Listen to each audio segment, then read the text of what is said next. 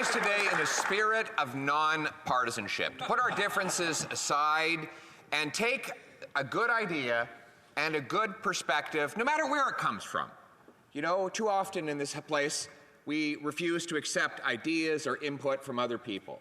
And so I thought I would remedy that by taking the words and the message of the leader of the NDP, putting them in a conservative motion so that all of us could vote for the very wise things that he said.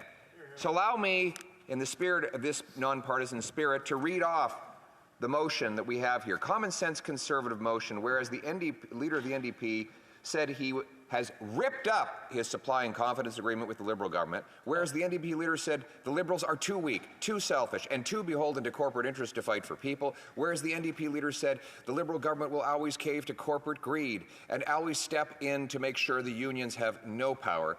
And he said that in response to the Liberal Labour Minister's referral to the Canadian Industrial Relations Board that ordered the workers of Teamsters Canada Rail Conference and the ILWU 514 to resume their duties, violating their right to strike. Therefore, the House agrees with the NDP leader, and the House proclaims that it has lost confidence in the Prime Minister and the government.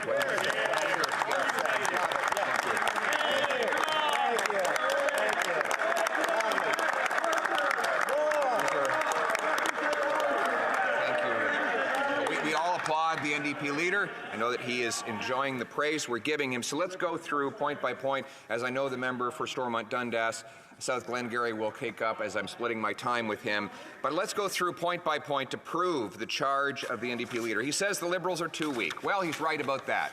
The economy is weak, having lost $500 billion of net investment out to the United States, having shrunk the last 8 quarters in a row on a per capita basis, having seen the productivity per hour worked in Canada drop for 6 quarters in a row.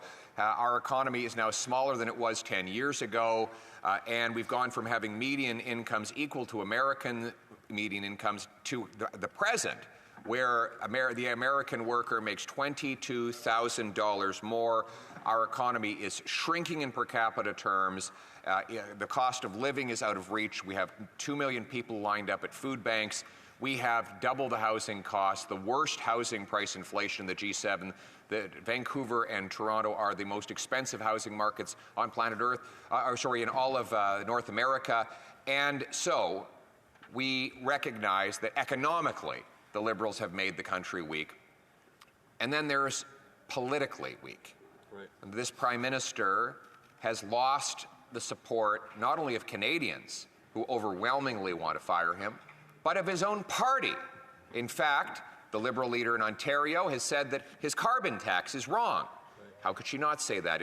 It will quadruple over the next 5 years, bringing economic nuclear winter to our country, emptying our shelves of groceries, driving even more people into starvation. Then the Liberal Premier of Newfoundland has said that the Prime Minister's energy cap will kill jobs in that province. And then 20 Liberal MPs want to fire him. But it's also gone to his own cabinet, right in the middle of a potential trade dispute with incoming President Trump. You would assume that the foreign minister of all ministers, if she were to appear in the New York Times, would be doing so to fight against the tariffs. But instead, she was in the New York Times with the following headline: New York Times, tapped by the Prime Minister to steer foreign affairs. She's now his possible successor. That is the foreign minister. Point of order from the Deputy House Leader. He's not even remotely good at what he's trying to do. He's trying to use a prop, Mr. Speaker. Can you please call? No. The Honourable Leader of the Official Opposition, I'll just remind him to keep that down. Mr. Speaker, for him to dismiss the foreign minister in that way is outrageous. The reality is she's the one who chose to go to a photo shoot in a studio with the New York Times in an article about how she is the possible successor to her own boss. So you would expect a foreign minister, of all ministers, would be busy fighting tariffs with our biggest trading partner. Instead, she's fighting to replace her boss. You might think that a Minister of Foreign Affairs would be working hard to prevent tariffs. But instead, she went to the New York Times for a long article which spoke of her as a possible replacement to her leader. That shows weakness. Right. The leader, the Liberal Prime Minister, is weak. Is he selfish? Well, Mr. Speaker, what else could you call it? When he's treated himself to illegal vacations to private islands, when he's lavished himself with constant gifts and benefits, when he's shut down Parliament numerous times to cover up scandals, while he's refusing to allow Canadians to see to have accountability for the $400 million missing dollars in the Green Slush Fund scandal, and while he protects his own trust fund from the tax increases he imposes on everyone else, one can only think that this is selfish. And while most of all, he stays in power, even seeing the devastating consequences this is having on the lives of everyday Canadians, that is nothing if not selfish. And then we move to the charge that the NDP leader makes, that the Prime Minister is attacking the rights of workers. Mr. Speaker, of this there is no doubt. We see the leader of the NDP.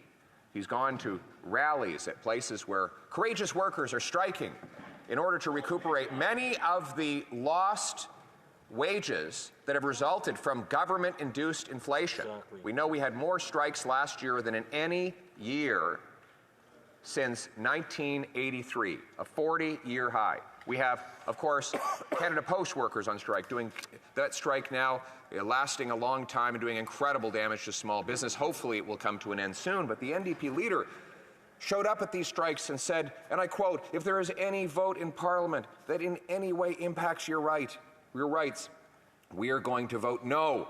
I can tell you right now, we'll vote no, whether that vote is a confidence vote or not, whether that vote triggers an election or not.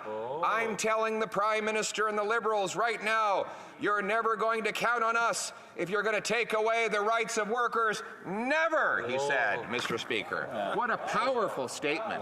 Never, and absolutely categorical. So surely he would vote on this motion, keeping his word to those workers, or was he looking them straight in the eye and telling them a plain falsehood? Will he go back to them after this vote and tell them that when it came down to putting his vote where his words was, he just didn't have the courage, that he was under too much pressure, that the fear of losing an election and facing the voters and facing the music for his own record was too much for him, and therefore he backed down and he turned his back on those workers and left them out in the cold? Is that what he's going to tell those union workers, Mr. Speaker? Right. And if so, how will they ever believe anything he says to them again? Right. The answer is that they, of course, could not.